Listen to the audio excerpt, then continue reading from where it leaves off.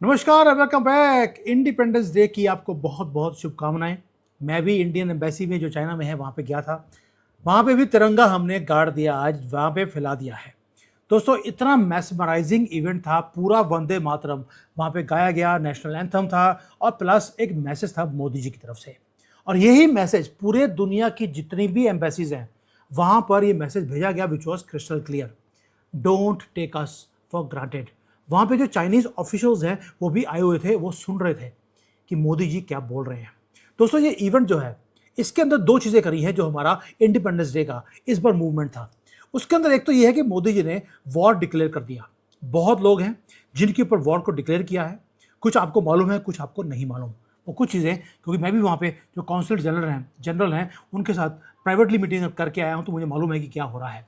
दूसरा है कि जो डोवाल जी हैं उन्होंने डिक्लेयर कर दिया वी आर रेडी, यानी कि मोदी जी डिक्लेयर कर रहे हैं वॉर को और डोवाल जी बोलते हैं वी आर रेडी। दोस्तों साथ में क्या बोला गया कि हमारे जो दुश्मन है, अगर उन्हें लगता है कि हमारी जो पेशेंस है वो इनफाइनाइट है या कि हमेशा ही हम पेशेंस दिखाते रहेंगे, तो वो मिसकैलकुलेट कर रहे हैं। अब ये जो हमारे एडवर्सरीज हैं या दुश्मन हैं वो देश के अंदर भी हो सकते हैं और देश के बाहर भी हो सकते हैं कि पेशेंस तो हम दिखा रहे हैं, लेकिन ये हमेशा के लिए पेशेंस नहीं रहेगी, ये कभी तूफान बनेगा। अब क्यों बोल रहा हूं, रेड फोर्ट में जो मोदी जी का एड्रेस था उससे पहले कुछ और हुआ। वहां पे जो हमारे एनएसए हैं अजीत डोवाल, उन्होंने एक चिलिंग वार्निंग उन्होंने दे दिया कि भारत की जनरोसिटी है। ये किसको बोला? बांग्लादेश को, यानी कि कंगलादेश को बोला कि हम जनरस हैं, तुम्हें पानी भी दे रहे हैं, बिजली दे रहे हैं, खाने को दे रहे हैं, इवन कि तुम्हारी फैक्ट्रियों को चलाने के लिए तुम्हें कॉटन चाहिए, वो भी हमारे यहाँ से जाती है। जो तुम नाक पूंछते हो अपना, जो तुम्हारी बहती रहती है और जो कटा हुआ लीक होता रहता है, उसको सील करने के लिए भी हमारे से ही कपड़ा जाता है। दोस्तों ये हमारी जनरोसिटी है। लेकिन साथ में हम पाकिस्तान को भी बोल रहे हैं कि वी आर टॉलरेंट, जो तुम कर रहे हो अब टॉलरेंट हैं, लेकिन इसे हमारी वीकनेस समझकर आप जो हमारे ऊपर धनधनाने की कोशिश करते हो, भूल जाओ। हमें एक्सट्रीम रिस्क लेने की आदत है और ये मनमोहन सिंह की गवर्नमेंट नहीं, ये मोदी जी की गवर्नमेंट है। We can take extreme risk, ना कि रिस्क एक्सट्रीम स्टेप्स की बात नहीं करी, रिस्क की बात करी है कि अगर न्यूक्लियर बॉम्ब फेंकना भी होगा फेंक देना, हम रेडी हैं, क्योंकि हम भी उससे ज़्यादा हार्ड हिट करेंगे तुम्हारे साथ। कोई भी कॉन्सिक्वेंसेज होगी हमें फ़र्क नहीं पड़ता भाई, हमारे करोड़ 2 करोड़ 5 करोड़ 10 करोड़ लोग मारे जाएंगे, कोई फ़र्क नहीं है, लेकिन तुम्हारा वजूद हम ख़त्म कर देंगे। तुम्हारा जो फ्यूचर है वो ख़त्म हो जाएगा। यानी कि मतलब क्या है, हम जिहादियों को बोल रहे हैं कि तुम्हारे अगले जिहादी पहले तो डर के मारे पैदा होंगे नहीं, और अगर पैदा हुए तो वो अल्लाह नहीं लुल्ला बोला करेंगे। मैसेज बिल्कुल क्लियर था कि अब तुम्हें छोड़ा नहीं जाएगा। और ये लैंग्वेज मैंने मोदी जी की आज तक कभी मैंने सुनी नहीं है। वो हमेशा बोलते हैं सबका साथ सबका बकवास, वो लगे रहते हैं, लेकिन आज क्या बोल रहे हैं, हम किसी को छोड़ने वाले नहीं हैं। और जो ये वार्निंग है जो अजीत डोवाल ने दी, वही चीज़ को एक डॉक्ट्राइन में अब गवर्नमेंट क्रिएट करने वाली है। ग्लव्स को उतार दिया गया, जो स्ट्रेटेजिक एम्बिग्युइटी थी वो खत्म कर दी। जो कई बार बोलते हैं हम लोग, आप लोग भी बोल देते हैं कि मोदी जी स्ट्रॉन्ग स्टेप्स लेते क्यों नहीं है। लीजिए, अब मोदी जी लेने वाले हैं स्ट्रॉन्ग स्टेप्स। दोस्तों भारत शिफ्ट कर रहा है अपना स्ट्रेटेजिक जो रेस्ट्रेंट है, इसको खत्म करने के बाद अब हम जा रहे हैं प्री एम्प्टिव डिस्ट्रक्शन, कि दुश्मन हमें डिस्ट्रॉय कर रहे हैं, इससे पहले दुश्मन को डिस्ट्रॉय करना है। और कॉकरोचों को देखा मैंने, इतने ज़्यादा फ्रस्ट्रेटेड थे कि उनको कुत्ता भी पूछ नहीं रहा था। 2-4 लोग उनके पास खड़े थे, बेचारे भागते भागते CNN पहुंच गए। CNN क्या है, जिसका फुल फॉर्म क्या है, मैं पंजाबी वाला वर्ड चू से शुरू होता है उसको यूज़ कर रहा था, चू न्यूज़ नेटवर्क। देखिए उसके पास चला गया बोलने के लिए कि मोदी जी के गवर्नमेंट को गिरवाने के लिए हम क्या कुछ करने वाले हैं, हम दोबारा से एक आंदोलन शुरू करेंगे। और पीछे 2 आदमी भी खड़े नहीं थे। दोस्तों ये जो दुश्मनी है, जो दुश्मन है हमारे, वो घर के अंदर हो या बाहर हो, प्री एम्प्टिव डिस्ट्रक्शन अब की जाएगी। ये बड़ा क्लियर एक मैसेज है। जो न्यू रूल्स ऑफ एंगेजमेंट है वो क्या है, ना तो कोई फ्रंट लाइन है ना कोई सेंचुरी है। फ्रंट लाइन का मतलब अब बॉर्डर ही हमने खत्म कर दिया। इसका मतलब जो ट्रेडिशनल कॉन्सेप्ट ऑफ बॉर्डर के ऊपर वॉरफेयर है, इसे हमने खत्म कर दिया। होता क्या था, ट्रेडिशन के अंदर था कि कभी दुश्मन ने हमें अटैक किया तो हम जाकर अटैक करते थे। आजकल दोस्ती हमारी कुछ इजराइल से ज़्यादा ही है। इजराइल क्या बोलता है, इससे पहले कि सामने वाला सोचे आप उसे जाकर घर में घुस के डिस्ट्रॉय करते हैं। तो मोदी जी ने क्या बोल दिया, वही सेम चीज़ मोसाद वाली, कि traditional concept of border warfare is dead. अब होगा क्या, जो हमारे दुश्मन कंट्रीज हैं अक्रॉस द बॉर्डर, वो बांग्लादेश हो, चाइना हो, पाकिस्तान हो, कोई भी हो, जो और वहां पे बैठकर जो ग्लोबल सिंडिकेट्स हैं वो सारे साल पिछले 70 75 साल 80 साल से एक चीज को टेस्ट करते रहे। वो क्या था, भारत के अंदर हाइब्रिड वॉरफेयर कर दिया, कभी साइबर स्ट्राइक करवा दिया, कभी इकोनॉमिक सैबोटेज करवा दिया, एनजीओ के थ्रू यहां पर चीजों को रोका गया। अब मोदी जी ने ऑफिशियली रीडिफाइन कर दिया बैटलफील्ड को, क्या कि बैटल अब हमारे कंट्री में नहीं है, अब बैटल तुम्हारे कंट्री में होगा। कैसे, बॉर्डर के ऊपर जो लाइन है अब वो वॉरफेयर को डिफाइन नहीं करेगी कि वो उनकी आर्मी हमारे कंट्री में आएगी तो वॉर शुरू होगा या इसको वॉर डिक्लेयर किया जाएगा। बांग्लादेश से 10 करोड़ जिहादी आपकी कंट्री में आ गए, ये वॉरफेयर है। चाइना ने अगर आपके ऊपर साइबर अटैक कराया तो वो वॉरफेयर है। कभी वो हमारी रिफाइनरीज को हिट करते हैं, कभी पावर ग्रिड को हिट करने की कोशिश करते हैं, कभी वो जो यहाँ पर आंदोलन है उसको फंडिंग दी जाती है, डाटा सेंटर्स को तोड़ने की कोशिश की जाती है। अब जो रिस्पॉन्स है कि अगर दुश्मन बॉर्डर को छोड़कर दूसरे तरीके से घर के अंदर आ रहा है तो हम डायरेक्ट वार्निंग दे रहे हैं उनको कि तुमने हमारे इंफ्रास्ट्रक्चर पे अटैक किया, it's a act of war. हम भी उसी लैंग्वेज में हमें भी बात करनी हमें आती है। ये तो हो गया एक चीज़। दूसरा, मैंने पहले एक वर्ड यूज़ किया था, प्री एम्प्टिव स्ट्राइक। अब ये प्री एम्प्टिव स्ट्राइक क्या है, ये अब नया नॉर्मल बनने वाला है भारत का। प्री एम्प्टिव का मतलब है सामने वाले ने अगर आपके यहाँ पर पहलगाम किया तो आपने जाकर उनको ठोका, अब नहीं होगा। अब ऑपरेशन सिंदूर हम शुरू करेंगे, हम जाएंगे और इनका सिंदूर मिटा के आएंगे। और उसके बाद जो ये क्रॉस इंटरनेशनल लाइंस हैं जहाँ पर ये सारे के सारे दुश्मन बैठे हैं, इनको डिस्ट्रॉय किया जाएगा इन्हीं के घर के अंदर। हमें अपने घर में कुछ भी करने की जरूरत नहीं है।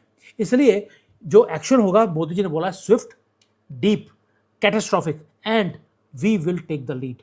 जो जो कंट्री स्पॉन्सर करती है टेरर के नेटवर्क को, उन्हें छोड़ा नहीं जाएगा और जो इनकी हेल्प कर रहे हैं इनको भी छोड़ा नहीं जाएगा। ये बिल्कुल क्लियर लाइन है कि अब पेशेंस खत्म हो गई।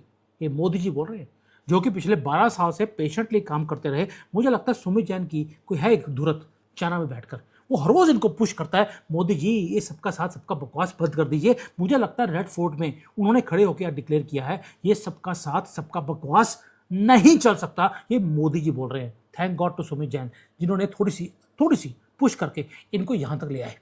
क्या बोल दिया, now we will be taking the lead in operation Sindoor, it will be swift, deep, और ये जो सारे नेटवर्क्स हैं इन्हें डिस्ट्रॉय किया जाएगा। अब ये तो हो गया जो हमने बोल दिया दुश्मनों के लिए। उसके बाद कुछ और है जो हमने किया है या जो डिक्लेयर किया, ये बड़ा इंपॉर्टेंट है। Nobody is going to touch this. हमने क्या बोल दिया, हम यहां पर एक मिशन सुदर्शन चक्र लेके चल रहे हैं। उसका मतलब क्या है, हमारे पास एक डिफेंस सिस्टम है वो हमने भारत में लगाया हुआ है, लेकिन हमने बोल दिया कि हम 100 मित्र कंट्रीज, कौन से कंट्री हो सकते हैं मुझे बताने की जरूरत नहीं है, ग्लोबल साउथ के। अब इन सारे कंट्रीज के अंदर जहां पर भी सॉवरन हाइड्रोपोनिक हाइपरसोनिक जो सिस्टम्स लगाने हैं वो सारे भारत देगा, ताकि हम जितने भी चाइना हो, पाकिस्तान हो, जितने हमारे एडवर्स कंट्रीज हैं, इवन कि तुर्की हो, उसके आसपास के जितने कंट्रीज हैं वहां पर सुदर्शन चक्र वो हमारा लगाया जाएगा। अब पहले ये हमारे यहाँ पर थिएटर बनाते थे, अब इनके कंट्री को हम थिएटर बनाने वाले हैं। दोस्तों ये तो हो गया जो हमारा एक मास्टर स्ट्रोक वो क्रिएट होने वाला है। अब हमने एनिमीज को तो कवर कर लिया देश के बाहर। अब आते हैं कि देश के अंदर भी कोई वॉर है जो चालू किया हुआ है। वहां पे हमने बोल दिया दिमागी नक्सल्स। और इसके ऊपर बहुत लोगों ने वीडियो बना दिया होगा, मैं डिटेल में नहीं जाऊंगा। क्या बोल दिया हमने कि जो इंस्टीट्यूशंस बैठी हैं वहां पर जो ये नक्सलवाद बैठा है, अर्बन नक्सल या दिमागी नक्सल, अब इनके ऊपर काज गिरेगी। आपको याद होगा मैं 1 साल से लगातार जो अननोन गनमैन है उनको लिस्ट देता रहता हूं कि यार ये लिस्ट है, एक कोई रविश कुमार है, कोई जर्मन शेफर्ड है, कोई बरखा दत्त है और कोई फटी हुई शेरवानी है। इनकी लिस्ट में देता रहता हूँ कि यार ये नक्सलवाद हैं सारे अर्बन वाले, इनका अगर आप पाकिस्तान में और कनाडा में आके काम कर सकते हैं तो इनके ऊपर आप क्यों नहीं काम करते। मुझे लगता है मोदी जी ने उसको भी सीरियसली ले लिया है कि अब इनको छोड़ा नहीं जाएगा। अब जो एक तो था नक्सलवाद, जो कांग्रेस के टाइम पर 200-300 डिस्ट्रिक्ट थे जहां पर नक्सलवाद खत्म हो ही नहीं रहा था पिछले 80 साल से। जंगलों में तो आपने ऑलरेडी खत्म कर दिया, उनका सप्लाई चेन को आपने तोड़ दिया, कमांडर्स खत्म हो गए हैं। लेकिन जो रियल एनिमी है अब वो जो फॉरेस्ट है वहां पर हाइड नहीं करता, वो बैठा है आपकी एलीट इंस्टीट्यूशंस में, वो बैठा है जवाहरलाल नेहरू की यूनिवर्सिटी के अंदर, वो बैठे हैं एकेडमिक जो सर्कल्स हैं वहाँ पर, पॉलिसी कॉरिडोर्स के अंदर वो छुप के बैठे हैं। वहाँ पर क्या बोल रहे हैं? वहाँ पे जाके बोलते हैं कि भाई हम यहाँ पर तरक्की नहीं करने देंगे, नाम रहेगा लुल्ला का, जो ऐसे ऐसे नारे लगते हैं। अब मोदी जी का जो क्लियर मैंडेट है अगेंस्ट दिमागी नक्सल्स, वो क्या है कि जो आइडियोलॉजिकल आपके जो ऑपरेटिव्स हैं, जो यहाँ पर नैरेटिव्स क्रिएट किए जाते हैं देश के खिलाफ, अब ये भी वॉरफेयर के अंदर आएगा। अब देश के अंदर या देश के बाहर इसे सहन नहीं किया जाएगा। आपको नहीं लगता कि एक एक चीज जो आपने हमने बार बार मोदी जी को रिप्रेजेंटेशन दिया है उसके ऊपर काम करना शुरू कर दिया? मोदी जी पहली बार है हमारी लैंग्वेज बोल रहे हैं। अब तक तो वो अपनी लैंग्वेज में लगे थे कि नहीं, मैं इनका दिल चेंज कर दूंगा, मैं इनको पानी भेजूंगा, मैं इनको चावल फ्री दूंगा, तो ये इनका जो डीएनए है वो चेंज हो जाएगा, इन्हें याद आएगा कि ये कभी सनातनी थे। इनको समझ आ गया मोदी जी को ये जानवर है, जानवर ही रहेंगे। ये मोदी जी का कहना है कि सबका साथ सबका बकवास अब नहीं चल सकता। अब क्यों बोल रहा हूं? क्योंकि हम हमेशा बोलते हैं डेमोक्रेसी में 4 पिलर्स हैं, लेकिन उसमें एक 5वां पिलर होता है, वो होता है मीडिया का, सोशल मीडिया का और अपना फ्रीडम ऑफ स्पीच का। अब इसे हंट डाउन किया जाएगा। दोस्तों पिछले 80 साल में जो 70 साल हैं या 65 साल हैं वो कांग्रेस की गंदी गवर्नमेंट रही। कांग्रेस ने अपने टाइम पर कभी भी किसी को भी अपने खिलाफ बोलने की इजाजत नहीं दी थी। ये मोदी जी हैं जो 12 साल से इस बदतमीजी को सहन करते रहे। अब देखिए आज भी कर्नाटका में या हिमाचल में आप राहुल गांधी के परिवार के खिलाफ आप बोल के देखिए, इमीडिएटली पुलिस आकर आपको उठा के वो ले जाती है। और करते क्या है? कांग्रेस ने हमेशा ही जो इंटेलेक्चुअल सेल्स हैं इनको मैनिपुलेट किया और इनको यूज किया पॉलिसी मेकिंग में। इंडस्ट्रियल प्रोजेक्ट से उनको रोका गया और ये हमेशा ही एक्ट करते थे फॉरेन के इंटरेस्ट को इन्होंने सपोर्ट करना और भारत का कोई भी तरक्की का काम हो उसे रोकने का काम इन्हीं सो कॉल्ड इंटेलेक्चुअल्स ने किया। अब क्या हो रहा है? जीरो टॉलरेंस की पावर की पॉलिसी लेके आई जा रही है गवर्नमेंट की तरफ से, ताकि ये जो पैनिक क्रिएट करते हैं देश के अंदर वो नहीं कर सके। ये जो आर्टिफिशियल एनर्जी के ऊपर पैनिक, ये जी एनवायरनमेंट खराब हो जाएगा। राहुल गंदगी जिसने पूरी देश में गंदगी फैलाई हुई है वो बोलता है निकोबार का प्रोजेक्ट नहीं होना चाहिए, इससे एनवायरनमेंट को गंदगी हो जाएगी। दोस्तों ये जो ऑर्केस्ट्रेड प्रोटेस्ट है, ये ऑर्केस्ट्रेड केओस है, ये कोऑर्डिनेटेड जो डिस्ट्रप्शन का काम करते हैं सिर्फ इसलिए कि नेशनल तरक्की को सैबोटाज करना है, वो अब नहीं होगा। इसलिए कितने प्रोजेक्ट्स हैं, गवर्नमेंट का एक आंकड़ा था कि हर साल हमें 2 लाख करोड़ का नुकसान होता है। क्यों? क्योंकि ये प्रोजेक्ट्स को चलने देते नहीं हैं। अब ऐसा काम नहीं होगा। अब ये जो जेएनयू वाली आंटियां हैं अब ये नपी जाएंगी, कॉकरोच गटरों में भेजे जाएंगे। पप्पू नानी के घर वो वहां पे जाकर मूंगी तलेगा और वहां पे जाकर मूंगी तलने के बाद वो बेचारा दर दर ठोकरे खाएगा सर्च करने के लिए कि उसका असली बाप था कौन, क्योंकि आज तक सोनिया गांधी बता नहीं पाई इसको कि इसका बाप कौन था। तो इसका मतलब क्या है? इसका मतलब है कि भारत के अंदर जो इंस्टीट्यूशन जहां पर जो ये सारे काम करती हैं जैसे जेएनयू है, इनको आइसोलेट किया जाएगा। अब कंट्री प्रिपेयर कर रही है अपने आप को कि हम अब ये जो पूरी स्ट्रेटजी है इसे हमें चेंज करनी पड़ेगी। ये जो आइडियोलॉजी के नाम पर ये गंद डाल रहे हैं इन्हें अब डिस्कनेक्ट करना पड़ेगा स्टूडेंट से, यूथ से। और जो स्टेट है अब वो अपने कब्जे में ये सारे काम लेने वाली है। आपने नक्सलवाद खत्म कर दिया, अब अर्बन नक्सलवाद, इसके ऊपर खत्म करने के लिए आपको फॉरेन फंडिंग बंद करनी पड़ेगी। एफसीआर बिल आ रहा है। डिजिटल के ऊपर जो इन्फ्लुएंस है इनका, ये सोशल मीडिया में ये अब ब्लॉक किए जाएंगे। दोस्तों आपने दुश्मनों को कंट्रोल कर लिया, देश के अंदर जो ये नक्सल्स हैं इनको कंट्रोल करने के लिए आपने घर को कंट्रोल कर लिया। अब इसके बाद एक और था, वो था ग्लोबल ब्लैकमेल का। वो क्या था कि जो बड़ी पावर्स हैं वो बात करती हैं हमेशा ग्लोबलाइजेशन की। बड़ी हैरानी हुई मुझे सुनकर कि मोदी जी लाल किले के ऊपर खड़े होकर ग्लोबलाइजेशन की बात कर रहे हैं। क्या बोल दिया उन्होंने? बहुत इंटरेस्टिंग बात है ये। उन्होंने बोल दिया कि ये एक कॉन्सेप्ट है ग्लोबलाइजेशन का जो वेस्ट ने शुरू किया क्योंकि उनको सूट करता था। उन्होंने डॉलर प्रिंट किए, दुनिया भर से सामान बनवाया और वो प्रिंट कर करके डॉलर भेजते रहे, अपनी इन्फ्लेशन को दुनिया में वो ट्रांसफर करते रहे। मोदी जी ने कभी भी ग्लोबलाइजेशन के ऊपर पिछले 12 साल में कभी बात नहीं करी है। आज क्यों बात कर रहे हैं? क्योंकि पिछले 12 साल में मोदी जी काम क्या करते रहे? उन्होंने हमेशा बात किया वोकल फॉर लोकल। अब भारत के प्रोडक्ट्स को आप प्रमोट कीजिए। उन्होंने आत्मनिर्भर भारत के ऊपर बात करी, कभी भी ग्लोबलाइजेशन के ऊपर उन्होंने कभी बात नहीं किया। अब जो एरा है कि ये फ्री मार्केट ग्लोबलाइजेशन का वो खत्म हो गया। ग्लोबल पावर्स हर चीज को वेपराइज करती जा रही हैं।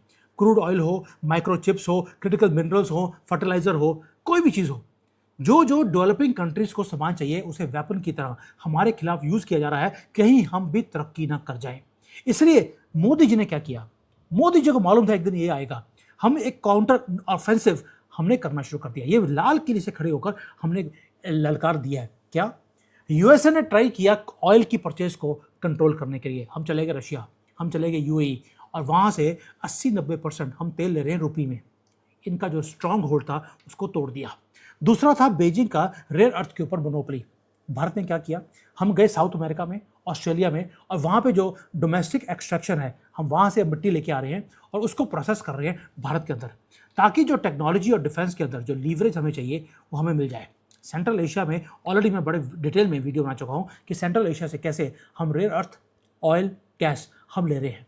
उसके बाद आता है सेमीकंडक्टर। इन्होंने सेमीकंडक्टर को भी एक गोली की तरह यूज़ किया हमारे खिलाफ कि जब भी हमें चाहिए ये हमेशा बंदूक रखते हैं कि नहीं मिलेगा। इसलिए सेमीकंडक्टर के फैब्रिकेशन के प्लांट्स वो सारे के सारे भारत में लग रहे हैं। साइबर के लिए जो चिप्स चाहिए वो भारत में बन रही हैं, ताकि भारत का डिफेंस का इंफ्रास्ट्रक्चर वो कॉम्प्रोमाइज़ नहीं हो। ये भी हमने अपने हाथ में ले लिया। अगर एनर्जी है तो एनर्जी में हम 99% से ज़्यादा हम सॉवरेन बनते जा रहे हैं, और जितने भी ब्लॉक्स हैं जहाँ पर हम तेल और गैस को ढूंढ सकते हैं उसका हमने ऑक्शन करना शुरू कर दिया। तेल अगले 1 या 2 साल में भारत से बनना शुरू हो जाएगा, निकलना शुरू हो जाएगा। हमें मिडल ईस्ट की तरफ या किसी और के पास अभी हमें जाने की जरूरत नहीं है। दोस्तों अब देखिए स्पेक्टेकुलरली मोदी जी ने क्या किया। अब नोटिस कीजिए मोदी जी ने क्या किया, उन्होंने बार बार सेल्फ रिलायंट के ऊपर बात किया है। सेल्फ रिलायंट क्यों बोल रहे हैं, इसका मतलब है कि अब हम हर चीज को प्रोड्यूस करेंगे। बेशक वो फॉरेन कंट्री की जो कंपनीज हैं उनको बुलाकर भारत में हम प्रोड्यूस करेंगे, मैक्सिमम हम खुद प्रोड्यूस करके यूज करेंगे, और जो बच जाएगा उसे हम एक्सपोर्ट करेंगे, जो कि कंप्लीटली ऑपोजिट है टू चाइना स्ट्रेटजी। चाइना ने दुनिया भर को एक्सपोर्ट किया और जो बच गया उसको चाइना में यूज किया। हम उल्टा काम कर रहे हैं उनसे, तभी हमारे यहाँ पर दिक्कत नहीं है, चाइना में दिक्कत है। लास्टली जो मोदी जी ने किया, मैं हैरान था कि मोदी जी ने सिविलियन आयरन शील्ड की बात करी है। अब ये सिविलियन आयरन शील्ड क्या है, अब ये सुनिए मजेदार चीज, ये पहली बार सुन रहा हूं कि मोदी जी ने किया है। मोदी जी ने बोल दिया कि हर घर में एक वॉरियर होना चाहिए। हमारे देश में 1 करोड़ वॉरियर्स को खड़ा किया जा रहा है, एक सिविलियन नेटवर्क को खड़ा किया जा रहा है, जहां पर हमें टैंक्स की जरूरत नहीं है। टैंक्स तो जो हमारी आर्मी है वो लेकर बॉर्डर के बाहर वो काम कर लेगी। अब है कि सिविल डिफेंस ग्रिड क्रिएट करनी है भारत के अंदर, जहां पर 1 करोड़ से ज़्यादा सिटीजन्स जो हैं उन्हें वॉलंटरली डिफेंसिव नेटवर्क के अंदर हम खड़ा करने वाले हैं, ताकि जो हमारा फिजिकल इंफ्रास्ट्रक्चर है, डिजिटल एसेट्स हैं, इंडस्ट्रियल कॉरिडोर्स हैं, उन्हें अंदर के जो ये दंगाई है ना, प्रोफेशनल दंगाई और कुछ दूरत हैं राक्षस राहुल जैसे, ये हमारी फैक्ट्रीज को बंद करवाने की कोशिश करते हैं। सैमसंग आया, हड़ताल करवा दी। एप्पल आया, आग लगवा दी। टाटा वहाँ पर एक सेमीकंडक्टर की फैक्ट्री लगा रहा है, वहाँ पे चलने नहीं दी या उनको लैंड लेने नहीं दी। ये जो इंटरनल सैबोटेज है, इसको कवर करने के लिए, इसको बंद करवाने के लिए आपको एक फौज सिविलियंस की आपको यूज खड़ी करनी पड़ेगी। तो मोदी जी क्या कर रहे हैं, मैं 1 करोड़ यूथ को ट्रेन कर रहा हूँ एडवांस आर्टिफिशियल इंटेलिजेंस में, साइबर सिक्योरिटी में, और बिल्ड कर रहा हूँ एक ऑफेंसिव जो कि डिफेंसिव होगा साइबर रीजन के अंदर। मैसेज बिल्कुल क्लियर है कि जितने भी सिंडिकेट्स, वो पाकिस्तान में हो, वो चाइना में हो, बांग्लादेश में हो या भारत के अंदर, जो सो कॉल्ड इंटेलेक्चुअल सैबोटाज करने वाले लोग हैं या प्रोफेशनल दंगाई हैं, अब वो देश के बाहर या देश के अंदर अब वो ऑपरेट नहीं कर सकते। नेशनल लेवल पे क्या करना है, इंटरनेशनल लेवल पे क्या करना है, घर घर में एक एक वॉरियर को क्रिएट कैसे करना है, वो सारी की सारी चीज़ें मोदी जी ने आपको ऑलरेडी आज अनाउंस कर दी है। दोस्तों जो डिफेंसिव था, पेशेंस वाली काम थी, मोदी जी जो आज अनाउंस किया है और अजीत डोभाल ने, वो खत्म हो चुका है। और अगर आपने किसी ने भी रेड लाइन को क्रॉस करने की कोशिश करी तो रिटेलिएशन ऐसा होगा जो आपको हर्ट नहीं करेगा। रिटेलिएशन ऐसा होगा कि आपकी geography, history, mathematics, physics and chemistry, ये सारा कुछ रीराइट कर दिया जाएगा और एग्जिस्टेंस खत्म कर दी जाएगी। अब मुझे बताने की ज़रूरत नहीं है कि ये फटी हुई शेरवानी और बाकियों की जो शेरवानी है, अब या तो खुद सिल ले, वरना ऐसी फाड़ी जाएगी कि सिलना मुश्किल हो जाएगा। Thank you. जय हिंद, वंदे मातरम।